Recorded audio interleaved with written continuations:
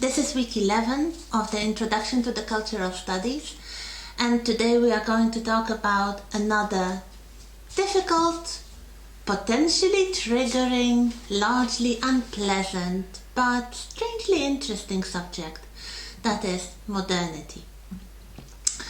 If we look at it from the historical point of view, older generations have always complained about the modern times. With ancient Romans and perhaps even before,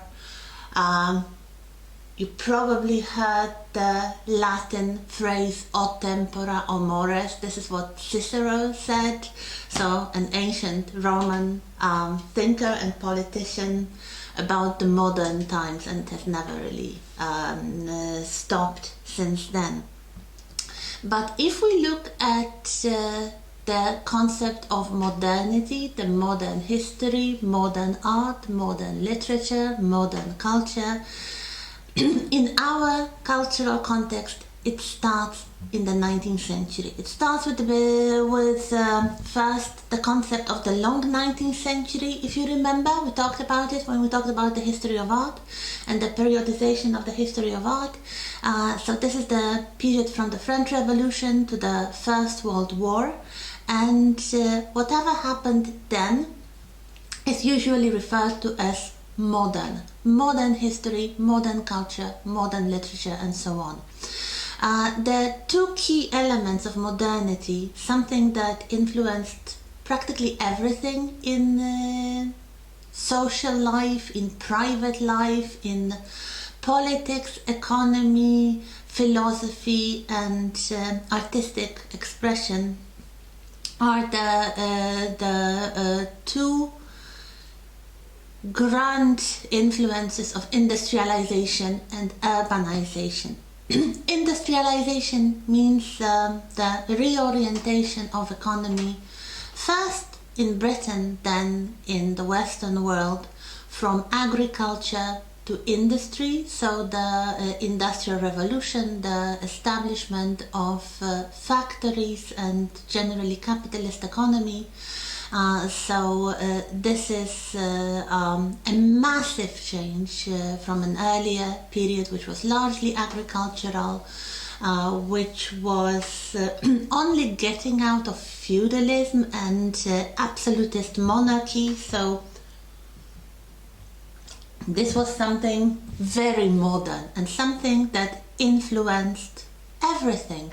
New technologies, new ways of thinking, new forms of education, new forms of experimental art, like the novel, started to express the modern society. The second thing is urbanization. That is the change from the largely rural society to the urban one. So people move from the country to the cities. This corresponds with the establishment of the middle class in the modern sense, of the working class in the industrial sense as well. Also the very rich that before the French Revolution used to live in splendid palaces and country estates, start to move into the city. They still have beautiful palaces and very luxurious residences, but the city life is attractive for basically everybody. It's easier to find work, it's much easier to find entertainment, different kinds of entertainment, like the theaters and bars and pubs and restaurants and shops, department stores. You have the beginning of public transport. You have the beginning of all the urban services and urban pleasures, also urban dangers, that really are a hallmark of modern life. So this is really what happens in the transition from the pre-modern to modern history, the 19th century, and especially in the Victorian period, so the late 30s and later, you have these two forces of industrialization and urbanization really in full swing, visible everywhere, influencing literally all aspects of life. What would be the key elements of modernity? Here we have some possible answers. Industrial, technical civilization, capitalist economy, economic globalization. This is something that is made even quicker by the colonial expansion. We'll talk about it next week. The alienation of individuals. So the philosophy of the 19th century starts to develop on the concepts of the Enlightenment with individualism, really leading to the alienation. We'll talk about it in a little moment, the possible dangers of alienation of individuals. Consumerism, commodity fetishism, which means buying certain luxury goods just to impress other people. Secularization, which means the waning of religious philosophy and religious worldview. Rationalism, also a similar concept. The cult of innovation, moral relativism, so the decline of absolutes in thinking. So everything depends. Is something good or bad? Is it moral or immoral? It really depends on the situation. This becomes the kind of go-to answer to mostly everything. And hedonism, which means the pursuit of pleasure, very often rather basic, physical, carnal pleasure, connected with sexuality, with food and drink, with substance abuse. So drugs really come to the fore here as well. It could be something more sophisticated, I don't know, intellectual pleasures, and even the pleasure of being a charitable, moral person. So these are very important elements of modernity. That's why you have this image of a couple from the turn of the century, probably the very first years of the 20th century, the so-called Edwardian period, with King Edward VII, the eldest son of Queen Victoria, on the throne. So that's the way people thought then, and this was absolutely considered very, very modern, shocking by the older generations. And this was a new way of living, a new way of working and leisure. They invented lots of things, like vacation, for example. They allowed women to achieve higher education, to go into professional life as doctors and other formerly prestigious, or still prestigious professions. But modernity brought with it certain dangers, and if you look at this list of common elements, of course not all of them were expressed in every individual life, especially private life, but usually many of them were, and to many people this was rather a downside of modernity than the benefit of it. And one of the anthropologists and intellectuals who got interested in modernity relatively early on, because in the late 19th century, was someone that you have met already when we talked about the history of anthropology and sociology and other related fields of study, and this is Emil Durkheim. And in 1897 he published a book entitled Suicide. He noticed that in the modern times, which means, as you can see, very late 19th century, there were relatively more people, significantly more people, taking their own lives than before. And he thought this was something paradoxical. He thought, like, the West is becoming richer, more liberal. Why so many people kill themselves? And he came up with some potential answers, with 5 answers, and his book is still seen as something valuable, as a valuable critique of the modern, later postmodern, we'll talk about postmodernism in a moment, lifestyle, because he sees the modern way of living, and especially capitalist society, as a potential source of mental problems, because in the view of Emil Durkheim and his followers, modern capitalism creates mental distress through mostly this very extreme individualism. So the decline of group identity. People are increasingly, much more than before, considered to be atomized individuals. So whatever happens to them is their own fault. So they are blamed for failure. An individual would be blamed for any failure. If they were not successful at work, if they were not successful in their private life, in their relationships, in their family life. This was usually answered in the modern world, in the 19th century, late 19th century, with a kind of shrug of the shoulders, and they are to blame for it. They didn't try enough, they didn't work hard enough, and it's their own fault. They brought it onto themselves. Emil Durkheim was the first one to notice perhaps there is something wrong with the society that tries to blame the individual for everything. So individualism, which of course could be seen as a very positive force in individual psychology and in society as well, could be also dangerous. Another thing, excessive hope. Opportunities, ambitious, luxury goods, this all breeds envy. People look at their neighbors, at their relatives and other members of the society, and they really want the same. They want the same kind of luxury goods and leisure activities, and their ambition rises. Some of them are successful, some not, and if not, you know what happens, they get blamed for it.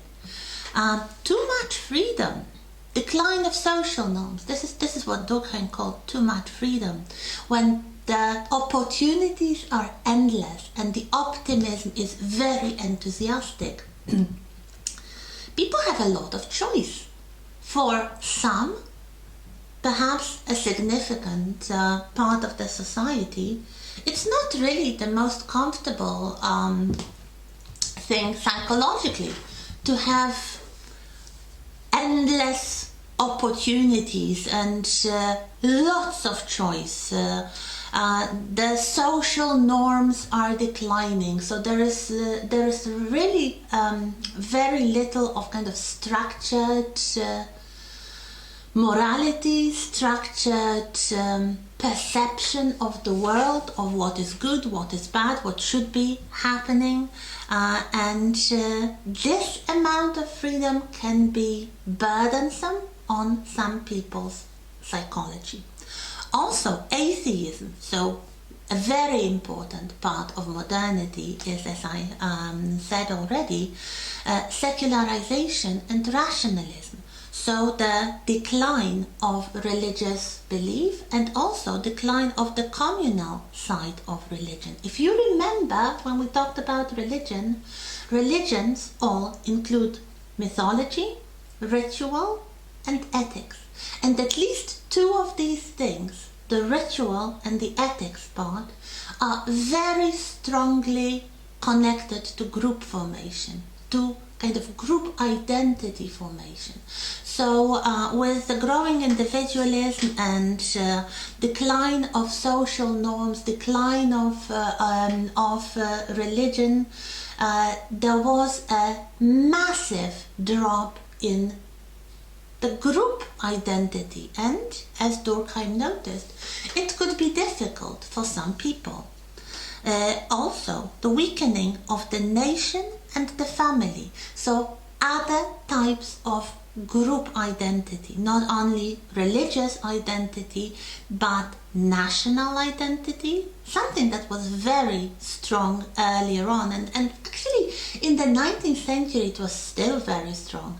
Durkheim, of course, couldn't know what would happen later in the late 20th century and in the 21st century with these group forming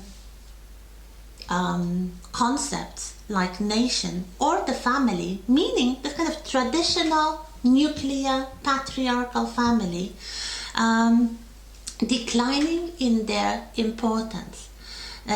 This limits the sense of belonging, the kind of identification with something larger than either the individual self or very transient groups of people linked by, I don't know, common interests or common experiences, like, I don't know, going to school together or working together or being neighbors. This is something that can happen easily, that is not really backed by any, let's say, age-old cultural glue, like nation or religion or family. And these things really start to decline in the modern world.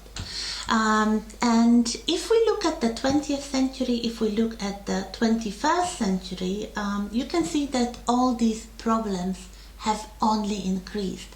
So for many people, especially those who are educated, relatively well off materially, and more or less grounded psychologically, this is not a problem. This could be actually liberating, the amount of individualism and freedom and secular society. This can be liberating. For many people, this is liberating. But for some, it can be absolutely traumatic, to the point that it might even lead to suicide. So what happens later? What happens in the 20th century? There are some ongoing trends, like the cultural domination of the United States of America. This is a new country, really. In the 18th century, it gains independence, becoming the first world democratic country, mostly democratic country. By the 20th century, it is a technological superpower with very successful capitalist economy and a very dynamic young society. It welcomes immigrants, usually young, ambitious people who want to improve their living standards, who want to achieve success, who are not afraid of hard work, who believe in this American dream that you may remember. So from the shoeshine boy to the millionaire, very rarely happened in real life, but the dream was very powerful. And for many immigrants, especially from the poorer sections of the world, coming to America really meant material progress and generally improvement of the living conditions. So in the first half of the 20th century, America is really successful, dynamic, modern in the sense of adopting all modern technologies very quickly. And after the two world wars, America comes out victorious much more than the European powers. Because in Europe, even the countries like Britain, who were the winners, who were on the winning side of the First World War and then the Second World War, they came weakened economically. So some of these countries were much damaged. The material structure, the buildings, the industry was damaged in the war. Some of them suffered significant loss of life, especially then young men who might have added tremendously to the economy of these countries. And generally, these countries were impoverished. Even Britain, largely impoverished, even though they won both wars. America won the wars, but didn't really suffer so much as the European countries. So after the Second World War, it came out as the primary world superpower.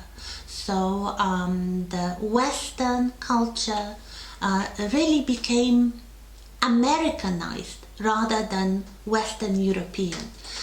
You may remember last week we talked about the philosophers and the Frankfurt School thinkers who were escaping from Europe, especially from Germany, in the wake of Nazi power, and they were escaping persecution. Many of them came to America. They started working in America, and after the Second World War, first of all, they tried to understand what led to the war, and especially how it was ever possible that ordinary people, like, your everyday middle class, middle-aged, middle-income people, ever could support Hitler and the Holocaust and other atrocities of the war. Also, some thinkers connected with the Frankfurt School remained in America, especially Herbert Marcuse, and they started to observe American society during the period when America was really becoming the world superpower. And they were not really impressed. So they started grumbling about the modernity, because modernity was old news. This was the 1960s. So whatever people thought a century earlier was really generations in the past, and the new generation of philosophers and students, especially young people, didn't really believe in these ideas of modernity so much. They wanted something else. They wanted something even more modern. So one of the possibilities was to rediscover the writings of Karl Marx, but as the members of Frankfurt School did, to try to think of Marx's philosophy with other examples than the workers and the owners of factories. So, for example, what about the current society, current in the 1960s? What about consumerism? Is it good? Is it a positive force in society? And Herbert Marcuse thought absolutely not. He wrote a book called One-Dimensional Man, in which he condemned consumerism as a form of social control. He and his colleagues from the former Frankfurt School were very critical of popular culture, popular music. They thought it was mass-produced, and they believed that anything that is mass-produced is control, is something that's used as manipulation, as propaganda, to actually stupefy people, stupefy the masses, to use the very Marxist term. So for him, consumerism was a form of social control because it made people work harder to buy more things that they didn't really need. So this was a form of commodity fetishism, or to use another term, conspicuous consumption. That is, buying the things that you don't need with the money that you don't have to impress people that you don't like, just to make them jealous and perhaps feel a bit better than they are. They started to use a new term. Well, not new term, they actually got it from an Italian thinker, Antonio Gramsci. As you can see from the years of his life, he died in prison shortly before the outbreak of the Second World War. He was an anti-fascist. You might call him a kind of communist, but not in the Russian sense.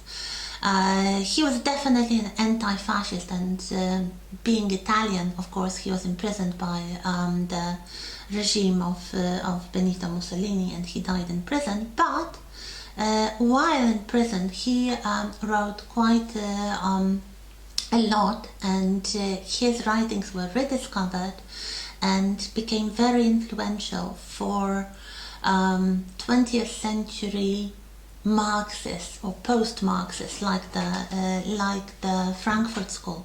So his primary addition to cultural studies is the concept of hegemony, or hegemony sometimes it's called.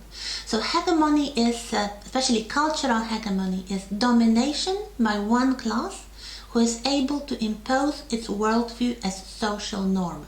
Gramsci believed that in the 19th century, in the modern times, this was largely the rich middle class, the industrialists, the owners of factories, and the people who, of course, Marx called bourgeoisie. They became the dominant social force, not because they were the most numerous or they controlled, I don't know, army. Later perhaps they did, but initially they became the dominant social force because they could impose their worldview on all other social classes. This is something that Marx and Engels also proposed, and Gramsci developed it, looking at it from a more cultural perspective.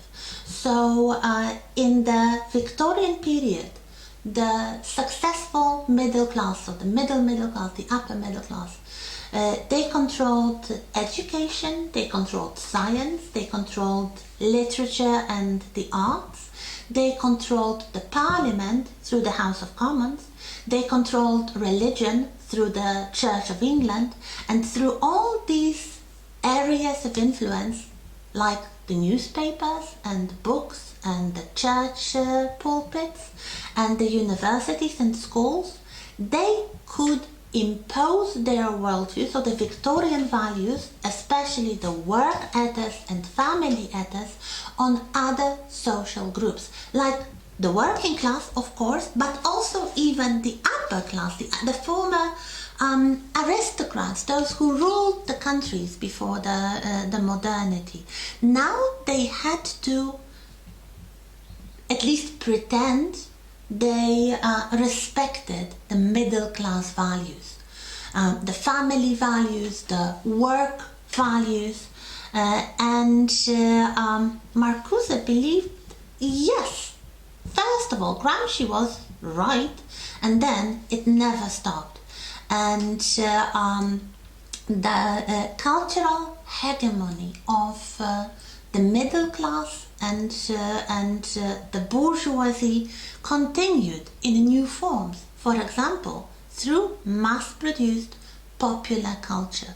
So what Marcuse proposed was,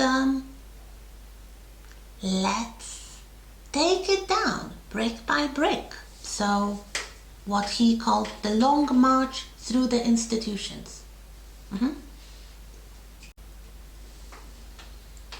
a direct consequence of this neo-Marxist, this is the real neo-Marxist, not what the right-wing call it now. We'll get to that, just bear with me. The direct effect of this thought was the youth revolution, the youth counterculture of the 1960s. So the student riots in many American campuses, in Europe, especially in France, in Paris. There were student riots. Here you can see the graffiti on the wall in France. It translates to "don't work, don't ever work," which means do not support consumerism through engaging in capitalist work structure. I guess people are rediscovering it right now, but in the 1960s, this really led to something completely new in culture, which would in turn give rise to the concept of postmodernism. But before we talk about postmodernism, let's look what created it. So the youth counterculture of the 1960s. So this is the time of the Beat generation, this is the time of the hippies, this is the time of a lot, and I mean unprecedented amounts of political activism, because there are many political causes that young people and intellectuals find really important and in demand of quick resolution. So first of all, there is a war going on in Vietnam, and America is sending young people, usually from the poorer economic backgrounds, to fight in the war. On the other side of the world, for no particular reason from these people's perspective. So there is a massive pacifist movement and anti-military movement. This is connected with many social issues which, as you can see here, are not still resolved, such as, this is the beginning of environmentalism. This is really the next wave of feminism, the second wave of feminism.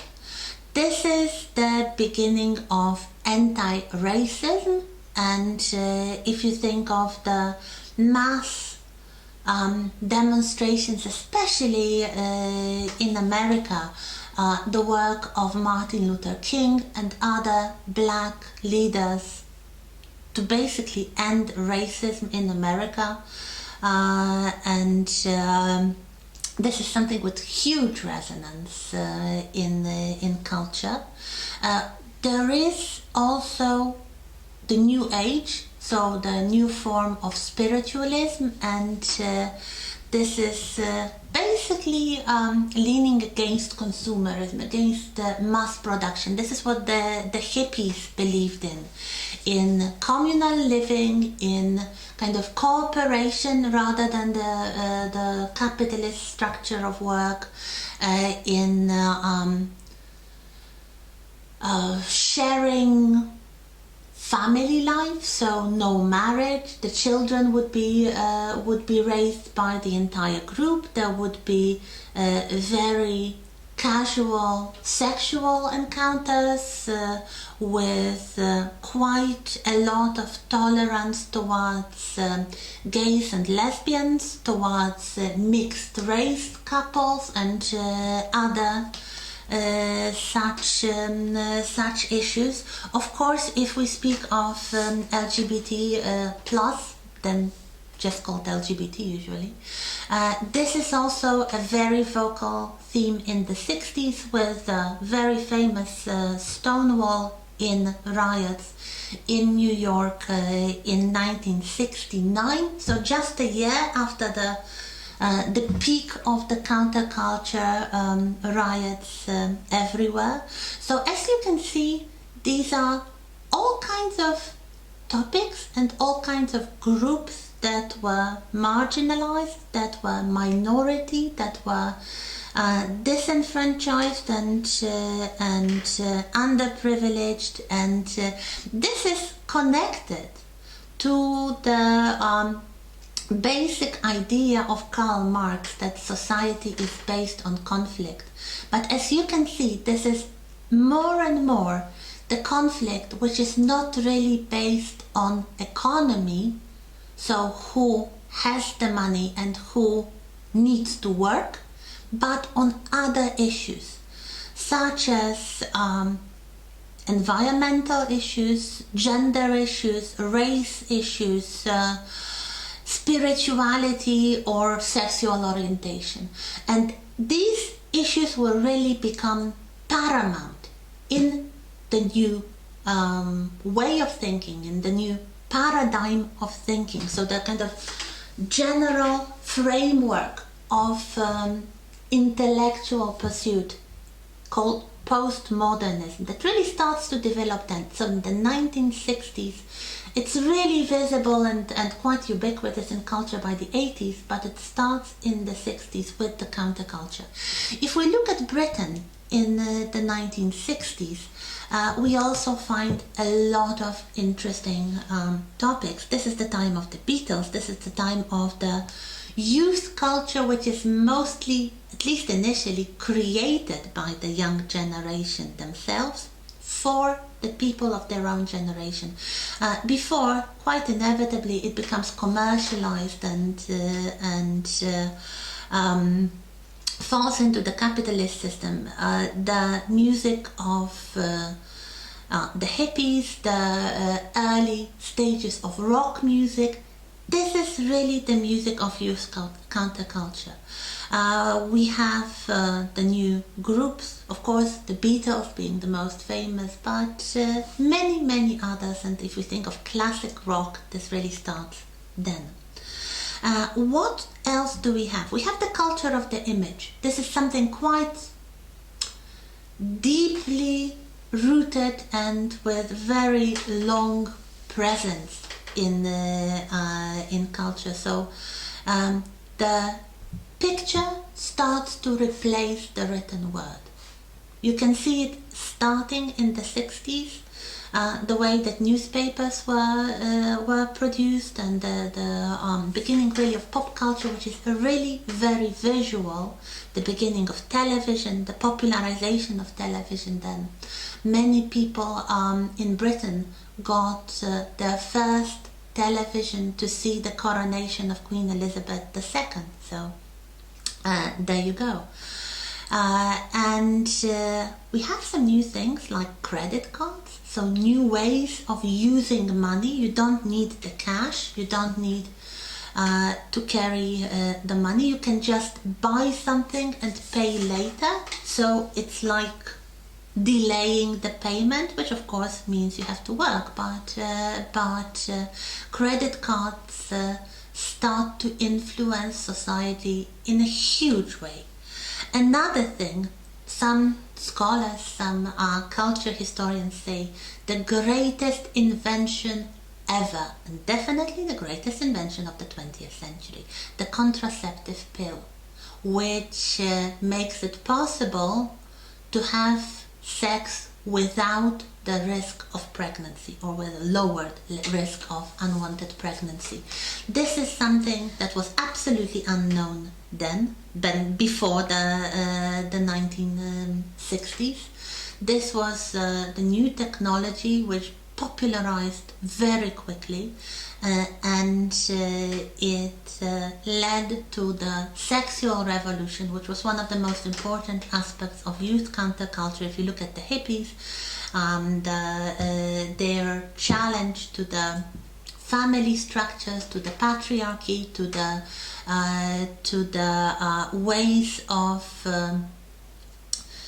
marriage, cohabitation, parenthood, this is really dependent on the concept of contraception, that having a child increasingly becomes a choice or one of the options, and not something connected to, I don't know, fate or destiny. So if you are sexually active, you will, unless there are some medical problems, fall pregnant sooner or later, usually sooner. So we have also some aspects of this New Age spirituality, like meditation becomes very popular, all kinds of Eastern religions. The Beatles experiment with that. They travel to India, they get quite infatuated with some Indian gurus and meditation, and vegetarianism starts to spread. It was known before. There were, of course, some noted vegetarians in the 19th century, but this was rather quirky and eccentric. In the 60s, in the 1960s, it really becomes some sort of political declaration, very often connected with youth counterculture. There are new aspects of urban living, like the tower blocks, the motorways, which leads to some problems like destruction of railway lines. More and more people start using their own cars. They start using motorways rather than mass transport. So the railway lines become not profitable, and they are very often destroyed in the 60s to basically recycle the steel. There is some conservative reaction in the 60s, because with such powerful political changes and social movements, there is always some sort of conservative reaction. It is quite connected to racism, in fact. Especially, there was one MP, his name was Enoch Powell, and he was especially vocal in his political speeches against immigration from the former colonies, from the Commonwealth countries. Now he made a very famous speech with some biblical quotations. This is what they always do. They quote the Bible, and this had quite a significant following in the 60s. However, the general mood was quite, I would say, anti-establishment. So the young generation were not supportive of the conservatives. They generally believed they were a corrupt bunch of old men. There were quite a few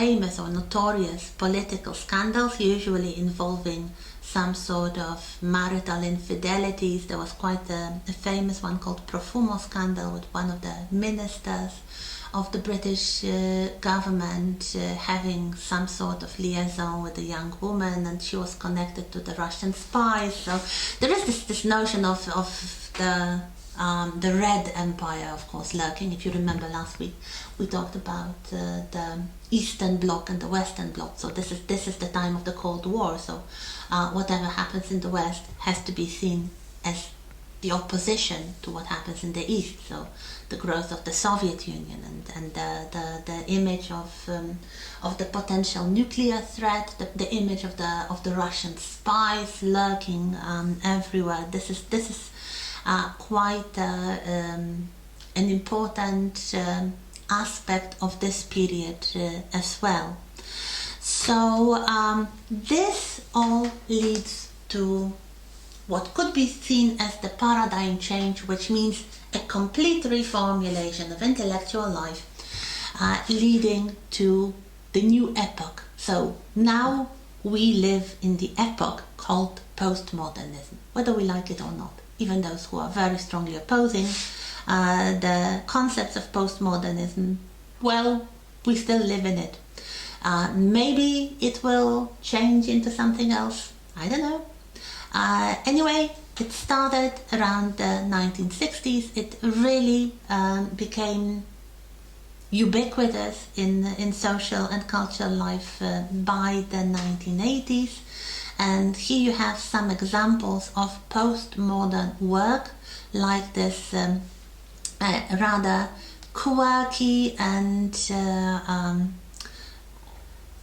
funny sometimes, architecture, recombining different elements from earlier periods, like experimental novel. Here we have one of the early postmodern novels from the late 60s, The French Lieutenant's Woman by John Fowles. This is actually the poster of the film version. So we have, of course, the very quick development of the image culture, of the visual culture. So if there is a successful book, it will very often, very soon be filmed. We have postmodern art also recombining elements using the already existent materials like photographs or just everyday objects in different contexts, like this image of Marilyn Monroe by Andy Warhol, which is basically a colored photograph, but that's what postmodernism is about. Things like diversity, eclecticism, which means recombination of earlier motifs, irony, collage, pastiche, magical realism, so this kind of spooky spiritual elements added to the everyday life. And this is the mood of postmodernism, of course. It is expressed differently in different areas of culture, but you can find elements of this mood which is kind of playful and eclectic and ironic everywhere. If you look at the meme culture, if you look at the new media and online culture and recombination of everything in any kind of artistic endeavor, this is clearly postmodern.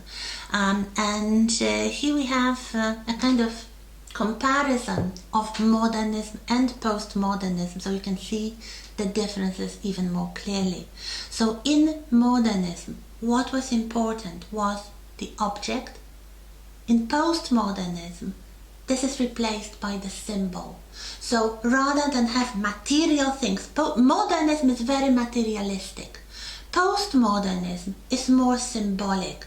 So it's not really to have the actual thing, but to use it as a symbol for something else. So not the face value, the symbolic value. Objective truth in modernism, constructed truth in postmodernism. Huge topic. Objective truth, very materialist thought.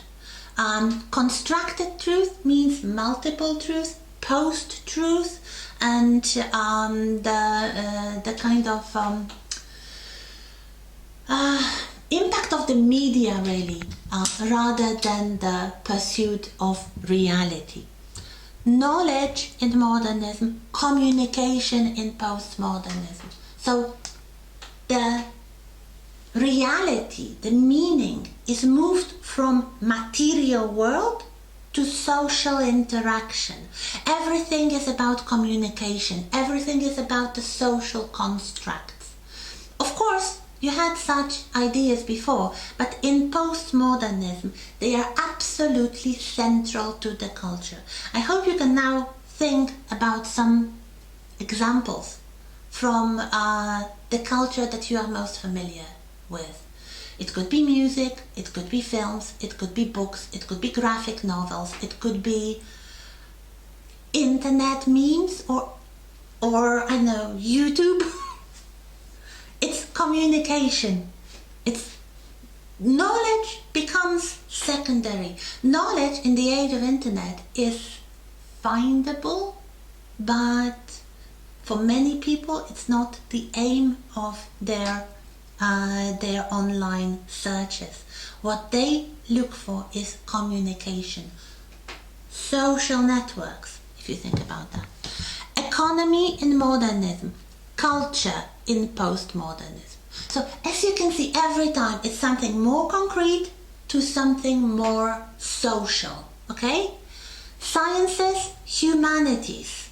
Yep. Production, services or consumption. Consumerism is great as ever and probably even more widespread due to online commerce, but the economies, especially the Western economies, are not really focused on production anymore. Production is outsourced somewhere in the former colonies, in the third world, if you think about that. The West is about consumption or services. So again, social skills, social connections. Mechanical technology, digital technology, of course. Colonialism versus multiculturalism. This is an interesting bit. We'll return to this next week. So I hope you can see certain stable categories here. What is modernism? What is postmodernism? How they are different? What is the focus of culture in modernism? So basically the 19th century and the first half of the 20th century, and postmodernism, which has been going on for something like 60 years or 70 years now, and we don't know. It's really very hard to predict the future. So how long will it last? What will replace it? I don't know. Probably not many people know, and everyone who professes they do are usually wrong sooner or later. Now I would like to give you a few concepts and a few names of thinkers connected with postmodernism, but before we do, there is one more slide I found online somewhere. I'm sorry, I didn't really note where I found it, but it's quite interesting, and it really nicely shows the internal division of the field of philosophy, because for postmodernism philosophy is so important. So philosophy is like the basis of humanities. It influences everything. It influences social studies, it influences literature, film, education, beliefs. So it's good to know what is meant by these sub-branches of philosophy. So let's look at this table. So we have three major branches of philosophy: metaphysics, epistemology, and axiology. Metaphysics tries to answer the question, what is real? What is real? Like, what exists? This can be further divided. So philosophy, metaphysics, and then onto ontology and cosmology. Ontology is, I would say, the most abstract form of philosophy imaginable. It's a sub-branch of metaphysics. So it asks what is real, but it questions about existence and being. What is even is? Okay? This gets this abstract. You might see, you might think it's completely divorced from real life. Not really.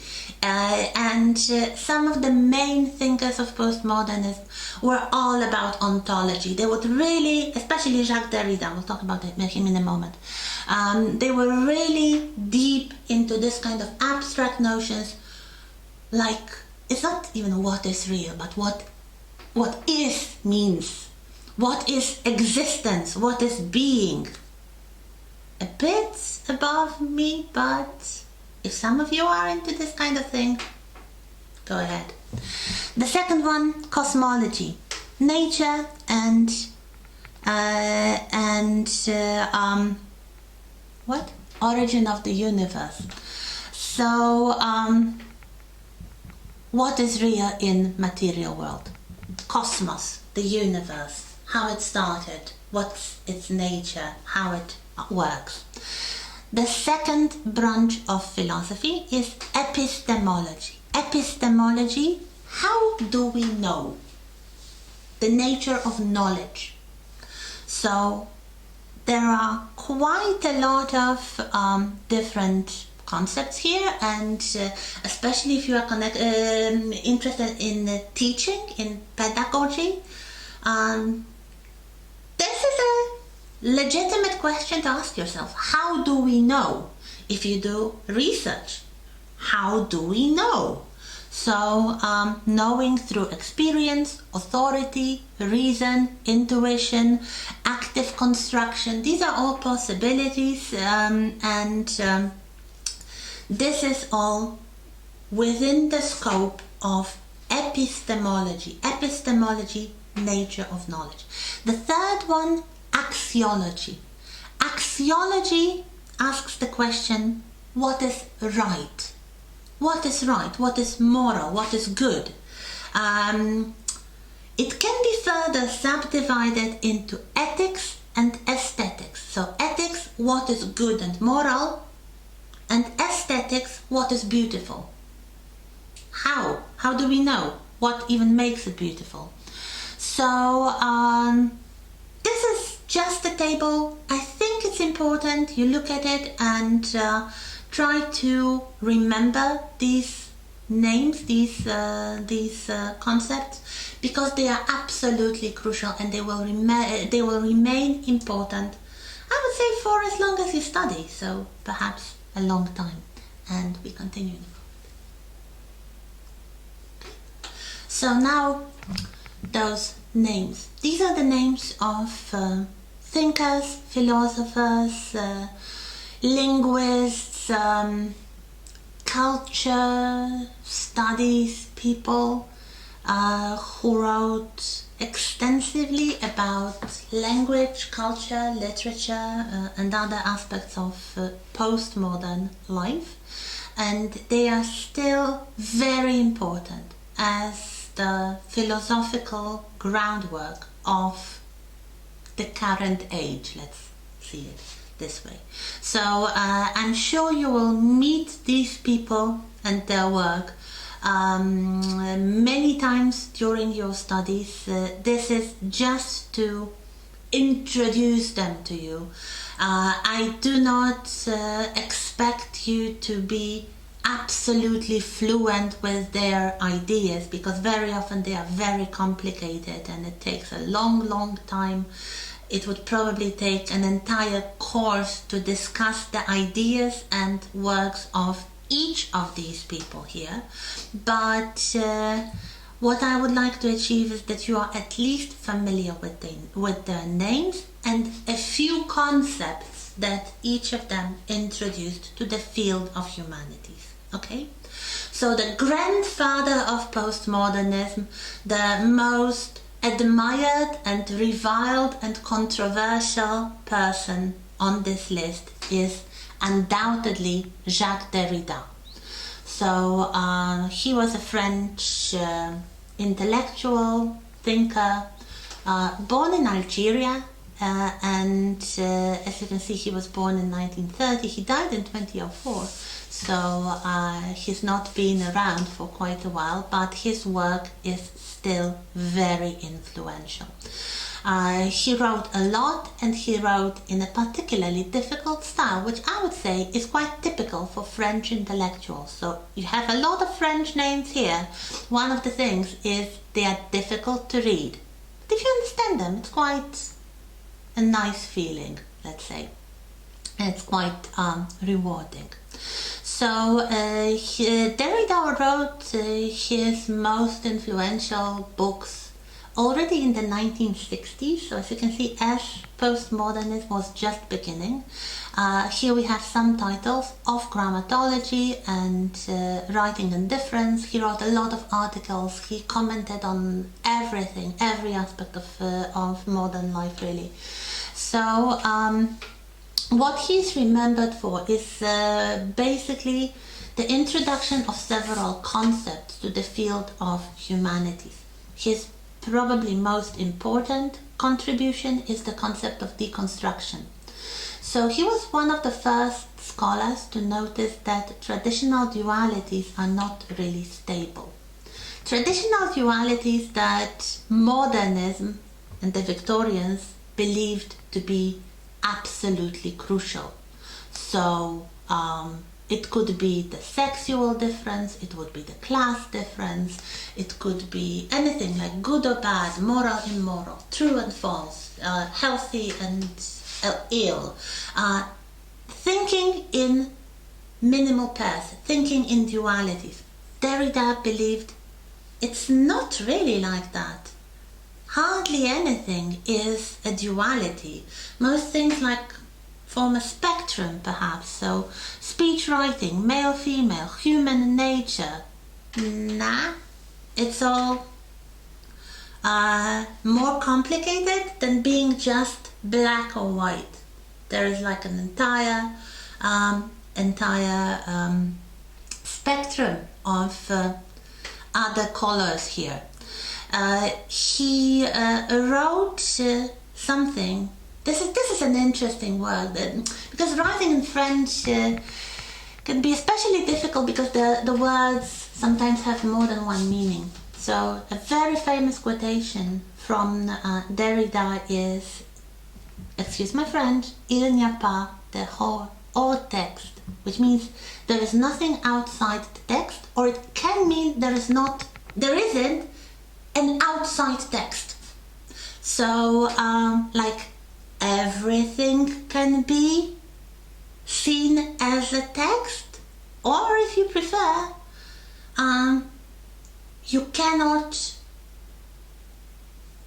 discuss a text with reference to anything outside it. Strange, isn't it? Kind of can be seen in two contrasting ways, but when he was asked about it, he thought perhaps there is nothing outside the text. This is what he meant, but some commentators, and he's still very, very much commented upon, thought that perhaps he made it deliberately vague. So he also thought that the text is a kind of complete in itself, and it shouldn't be discussed in reference to something outside it. But what really is important here is that nothing is stable, and everything can be seen, especially everything in culture, as language. And the interaction, the communication, the way that the language is used to describe reality. We have no access to reality. We only have access to language. This is what he thought, and this is much of his theory is precisely about that. Ontology, isn't it? And if we combine, like Derrida did, ontology with the word haunting, like what ghosts do, we have another of his concepts, a neologism, so a new word he came up with, hauntology, which means that ghosts of ideas operate in language or in communication. So for example, if we think of something small, we can only call it small because we have a mental idea of something big. So we are not talking about the other thing, but it's kind of implied, like a kind of shadow or a ghost. Yeah, that's what you have. And this leads to two things. I'm not really going to explain Derrida in 5 minutes. I'm just going to give you some words, okay? So we have deconstruction, we have ontology, and then we have two more words. The first word is aporia. This means confusion, puzzlement, doubt. It's like you realize that reality is not what you believed it was. This is this kind of puzzlement that people think, and for the modern intellectual, this was a very unpleasant feeling. For postmodernists like Derrida, this was actually a positive thing. He believed that this means you're a grown-up, and mature people do not really try to have certainties in life. They are quite happy with this confusion, and they can operate in the society founded on this feeling of aporia quite successfly. The other concept, and this is something that he didn't like, is the concept that he called logocentrism. So again, centrism, centered, based on logos, which means reason.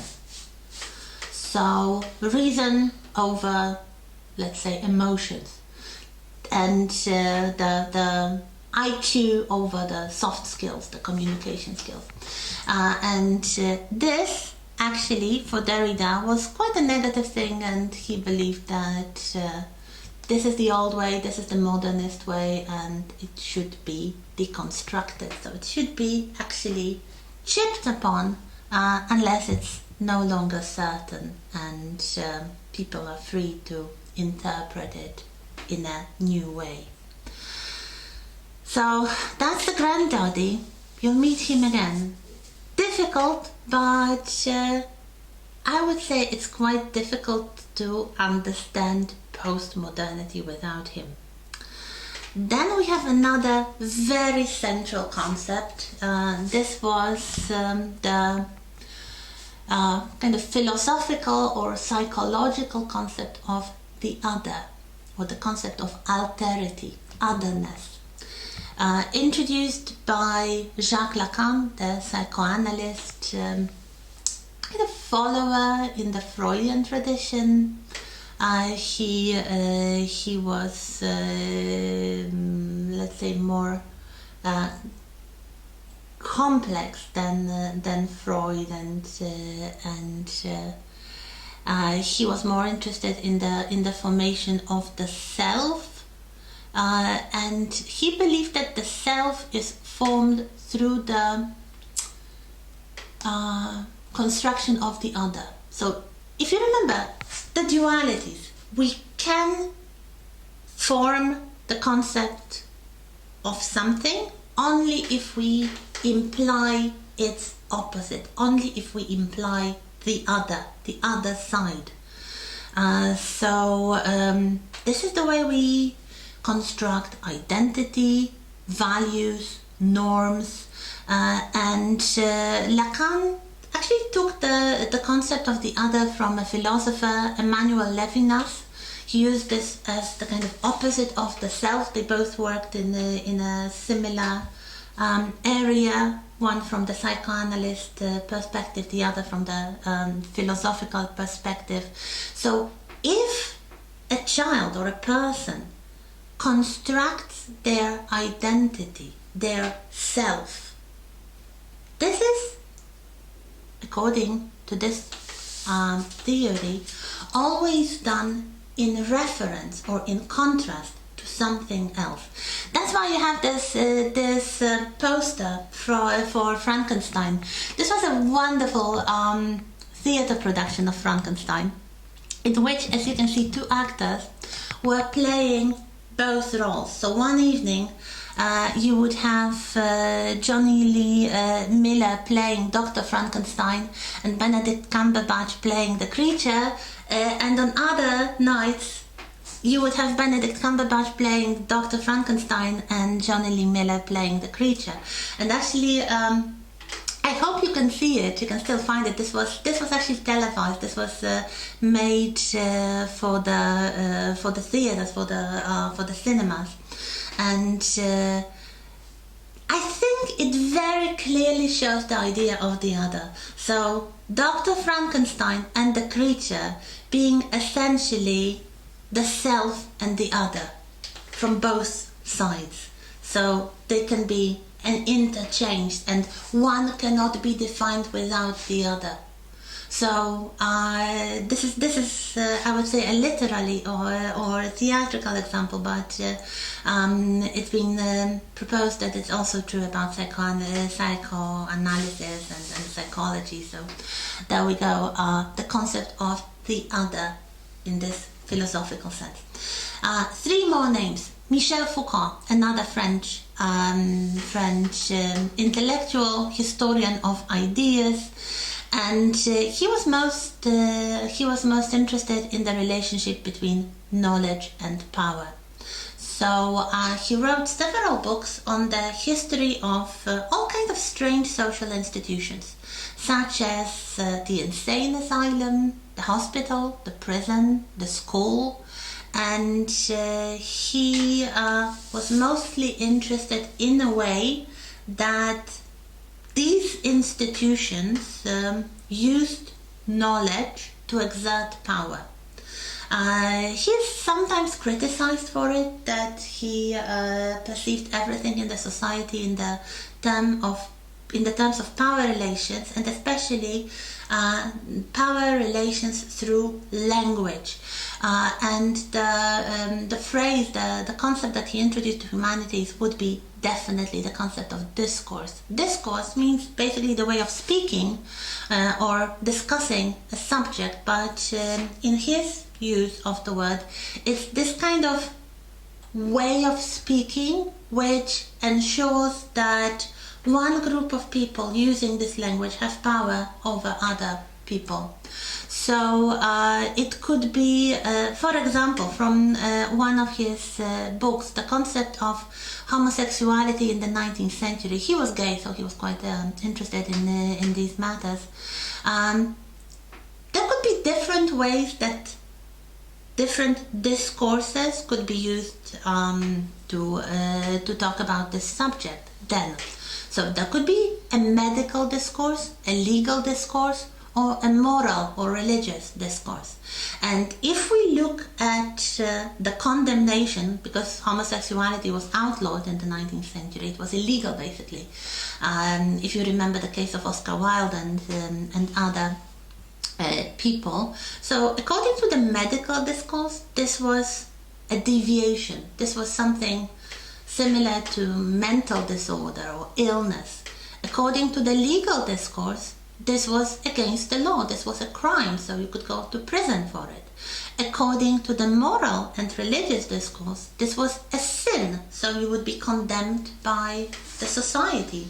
And as you can see, the way of speaking really determines the treatment of a subject. This is perhaps quite an extreme one and quite a polarizing subject in the 19th century and also in the 20th century, but many social subjects could be seen differently from a different perspective, and this is exactly about the concept of discourse.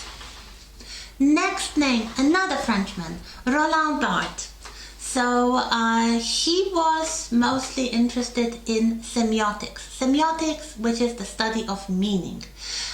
He was a philosopher, a kind of social analyst.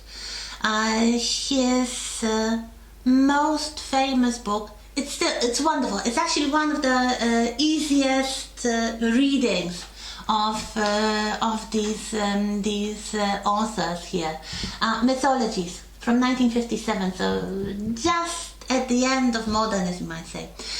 This is a collection of essays, rather short essays, about popular culture. Things like photography, food, fashion, sports, toys, anything. It could be the cover of a magazine, it could be an interview in the press, it could be some sort of food like, I don't know, steak or wine or fish and chips or something.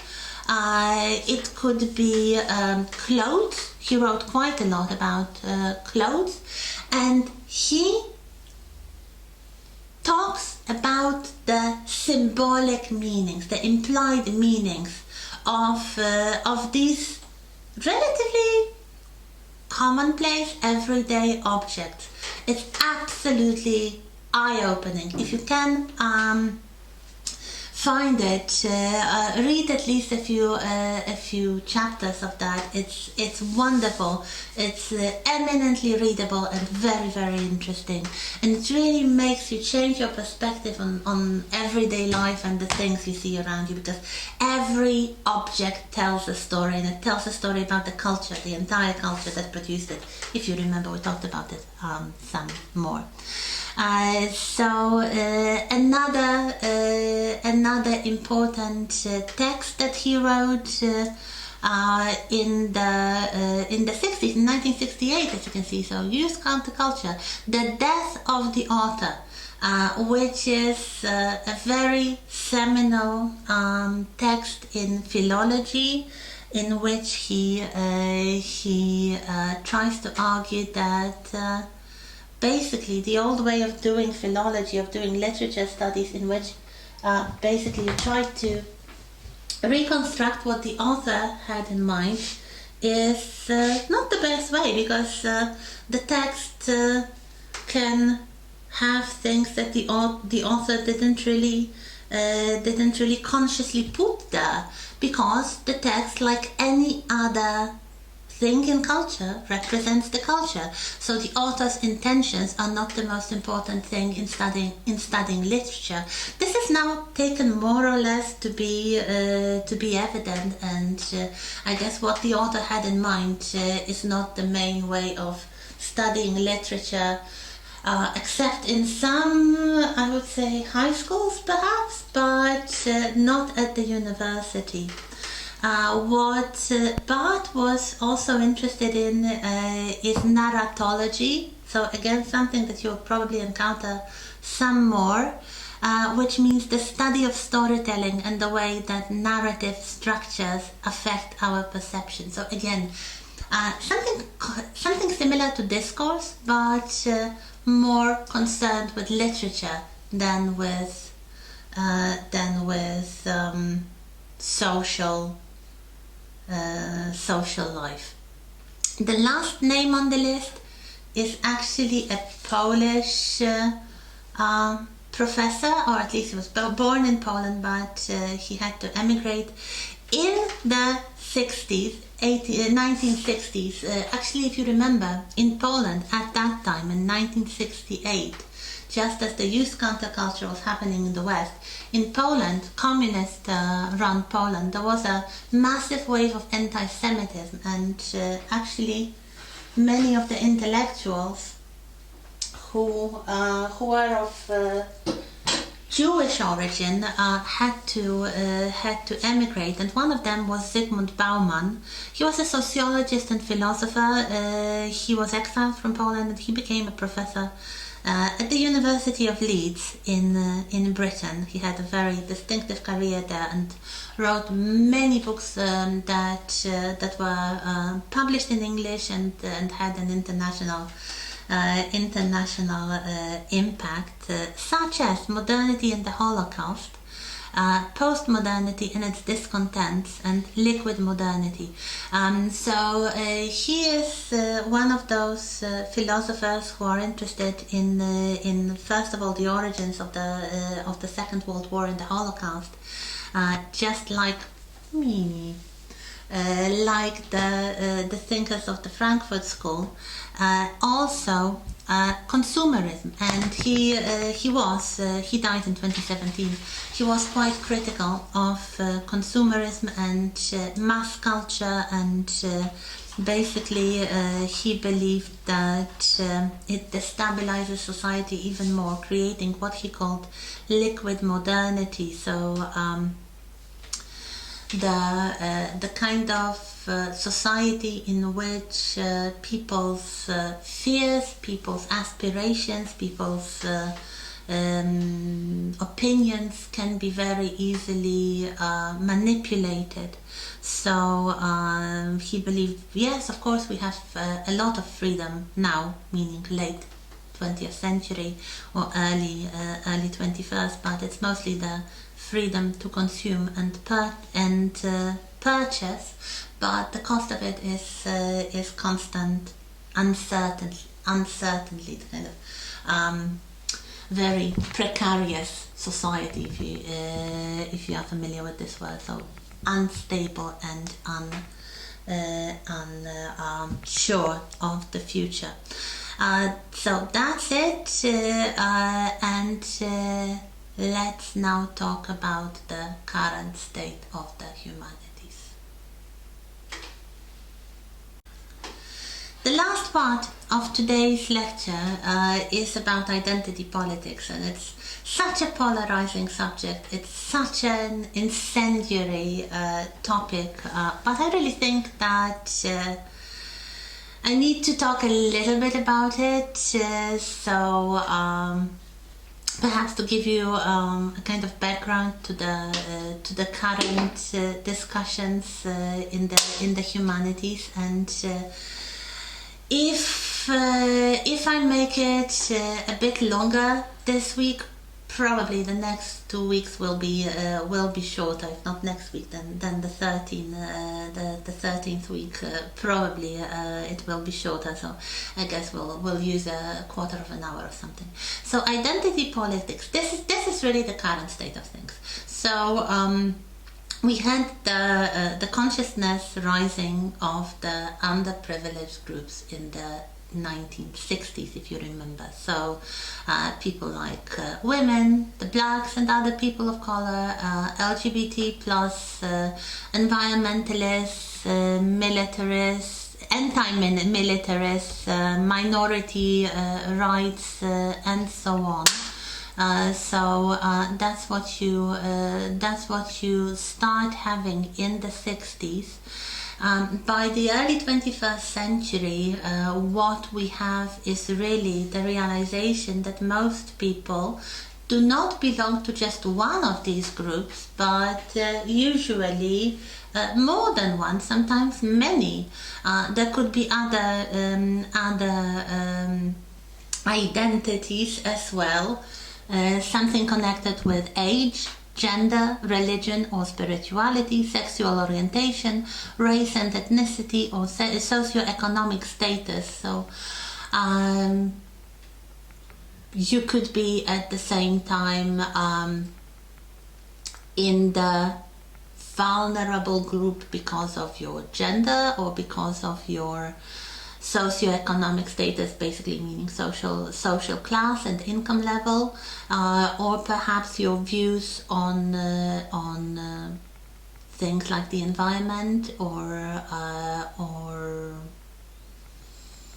religion or such things. So what we have is broadly understood intersectionality, that is the correlation of usually different combinations of such sub-identities existing within each person. Some of them might put you in the privileged position, some of them might put you in the underprivileged position. And in the current discussions, what we have is usually the very polarizing tendency to actually put the people, despite these, as you can see, rather multiple identities, very strongly towards the right and the left. So it could be seen as a kind of post-Marxist view of dividing everybody into the oppressor versus the oppressed. So we have the conflict as the main idea of social interaction, but this, if you remember last week when we talked about the left and the right, there is this relatively safe blue zone in the middle of the political spectrum. So it can be left or right, more towards let's say freedom or equality, but without the autocratic, authoritarian tendencies. On both sides of the spectrum, the extreme right and the extreme left, are in the red, and they are both possibly easily able to degenerate into authoritarian systems. And the current political discussions everywhere, especially in the internet, in the social media, tends to be very polarizing. Here you have some images. I try to find the most polarized views of the right and the left-wing contestants in these culture wars. And some of the slurs that they use towards the other side of the discussion. So very often it's about gender. So feminists versus, let's say, traditional masculinists, and they would just shout abuse at each other. Or it could be something based on race. So you might hear the words like, I know, white supremacist or social justice warrior applied to the right and to the left by the opponents. They sometimes have arguments.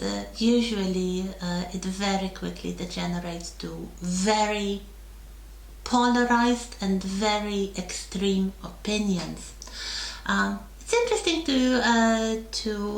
to watch, but sometimes quite scary. And eventually, more often than not, it will basically lead to calling the opponents a fascist or a communist, respectively. If they are right-wing, you can bet they will be called a fascist, and if they are left-wing, you can bet they will be called a communist sooner or later. So, have you done the political compass test? So, do you know where you stand on the political spectrum? Are you more of a fascist or a communist? I'm kind of joking here, but this is perhaps the danger that you are exposed to. So this is the potential that your views might be radicalized. And if you know anything about the functioning of the social media and the internet search engines, it has been proven that they have this polarizing tendency, and they basically assure people in whatever views they have. I myself, I would say probably I'm more on the left-wing side. Definitely not very extreme, but I at least try to see the humanity in the other side. But it's difficult when they get radicalized. And this is, I would say, something I would like you to take out of this part of the lecture. Beware of the situation when the opponent is presented as not quite human. So when you have the political propaganda taking over completely and radicalizing people and pushing them towards violence by presenting the opponent as not quite human. They are some sort of monster, like, I don't know, in a video game that could be just destroyed. Don't talk with them, just destroy them, they are not human. Could be difficult, but the controversies also could be quite difficult because they just develop into all kinds of wild and irrational opinions, and this is just a small selection. As you can see, it basically goes to all kinds of accusations, like you have all the horrible demons raising their heads, the demon of anti-Semitism, the demon of I don't know, the concept that some barbarians will come and kill us all, that the other side just wants to make people weak, stupid and poor, that they want to hurt the children. This is something absolutely commonplace on both sides, that they want to hurt the children. Let's protect the children. So this is a kind of rhetoric that very often is used. Also, especially on the right-wing side, the appeal to authority and tradition, meaning basically the three traditional concepts of group identity, that is religion, nation and family. Traditional family, meaning kind of patriarchal nuclear family, and that those horrible leftists want to destroy all that and create, well, we don't really know what they want to create, according to the right wing rhetoric. There are lots of people who are very deeply invested in this. They write books, they operate YouTube channels. I will give you some examples and some names.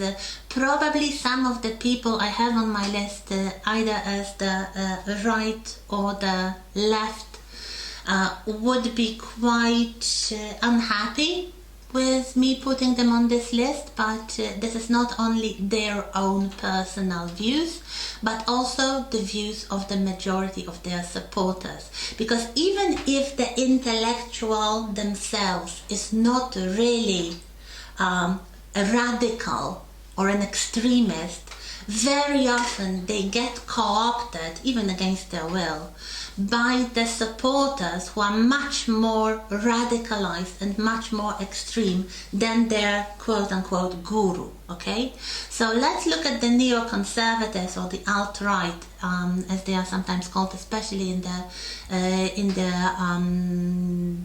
digital media and in the American context. So this is, yes, Jordan Peterson again, and I showed you earlier some of his work on psychology and mythology, and I think it's quite sound and it's quite interesting, but this is perhaps the most obvious example of a person whose views have been co-opted by the radical right, and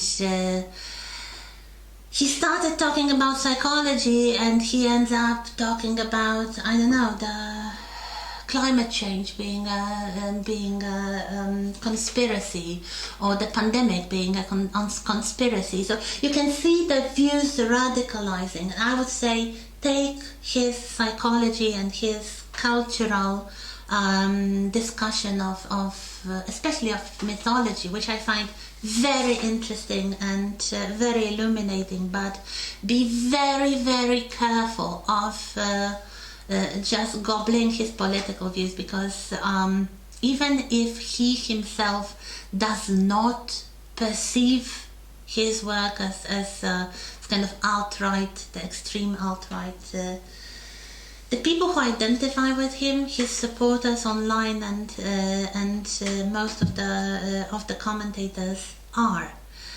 So we have some names here. You may want to Google them if you are interested, perhaps to know what their views are and why they are criticized. So people like Matt Walsh, Milo Yiannopoulos, Ben Shapiro, Helen Blackrose, Abigail Schreier, or Christina Hoff Sommers, they sometimes present themselves as feminists, like especially Christina Hoff Sommers. She thinks of herself as a feminist, but a very specific kind of feminist.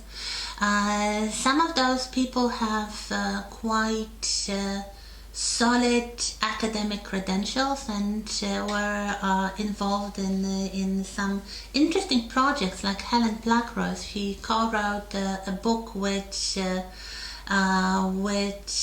was the result of a kind of experiment she did with some more scholars of creating kind of false postmodern left-leaning articles and sending them to journals, to academic journals, and they were just full of gibberish and kind of jargon that is connected with the left. And when most of their articles got accepted, they of course disclosed the whole project as an experiment to basically show the stupidity of the political left. I would say she has some point in it, but it doesn't mean that everything that is written from the left leaning perspective is unsound or illogical. Definitely not. I would say probably it's good that there are two sides, because there would be some sort of mutual check on both sides, with the right keeping an eye on the left and the left keeping an eye on the right. The problem really begins when they radicalize, because they will try to push you horrible things, probably on both sides. Me personally, I'm more worried about the things that neoconservatives try to push. Very, I would say, strong, conservative, patriarchal, very often religious dogma, very often quite militaristic and violent philosophy. If you think that this is completely in the West, think again. There are Polish intellectuals, or sometimes even academics, who might easily fall into this category. People like Stanisław Michalkiewicz or Krzysztof Karoń or Piotr Jaroszyński. They are not stupid, definitely not, very far from it, but I would say they are dangerous in a way in which they are radicalized. So it's not that they observe certain problems of the postmodern society, it's the solutions they propose that worry me. So that's the neoconservative, that's the political right wing. Again, we could have a long discussion on that. And now the other side, the new left, also sometimes called breadtube, especially on YouTube. This is a kind of community of intellectuals and thinkers with some YouTube channels, sometimes books, and very often they are quite engaged in all these identity politics and social justice and all kinds of new causes. Like currently there is this huge and massively polarizing discussion in Britain and in America about the trans people and trans rights, and if you are familiar with J.K. Rowling and her opinions on that, and the whole discussion happening in the academia, that's what I think about. But it doesn't mean that all the people listed here are radical. Some of them are, I would say, trying to promote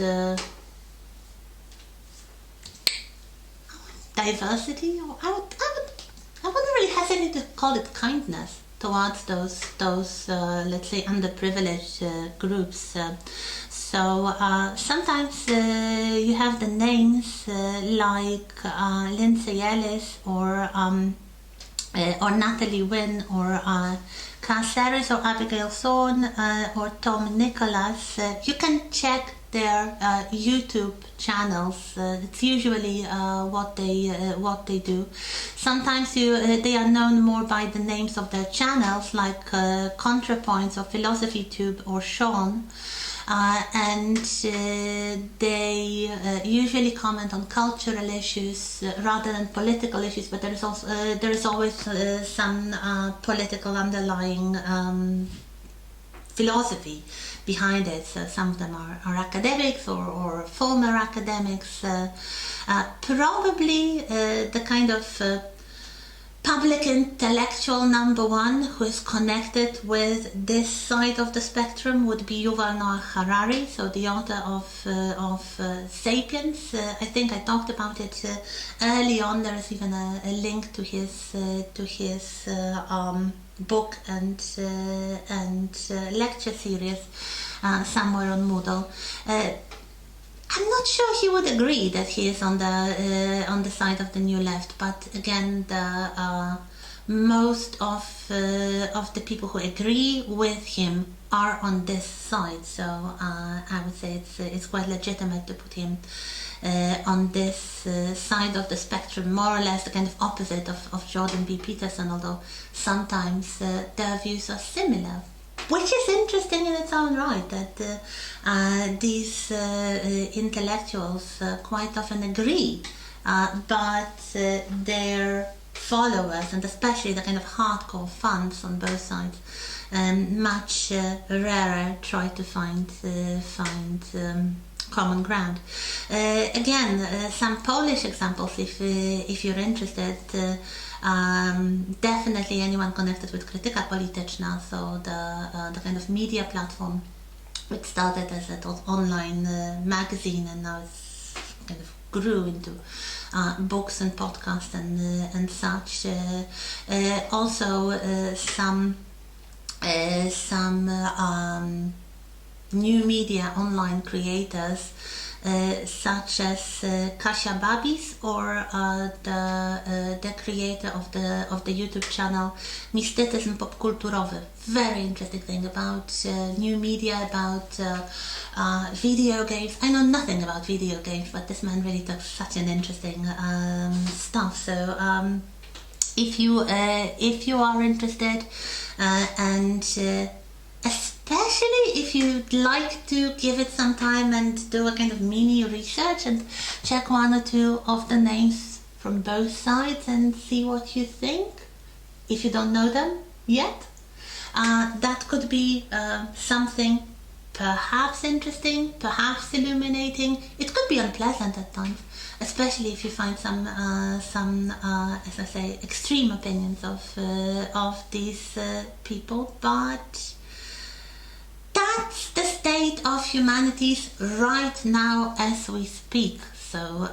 what can I say as the conclusion of this part? Perhaps to give you a quote from a writer, a Nobel Prize winner, Miguel de Unamuno: "Fascism is cured by reading and racism is cured by traveling." I've tried both. I mean, reading and traveling, not fascism and racism. And this is something I would really recommend to you. Reading and traveling, it really broadens the mind, and that's it, I guess. It was longish, but thank you.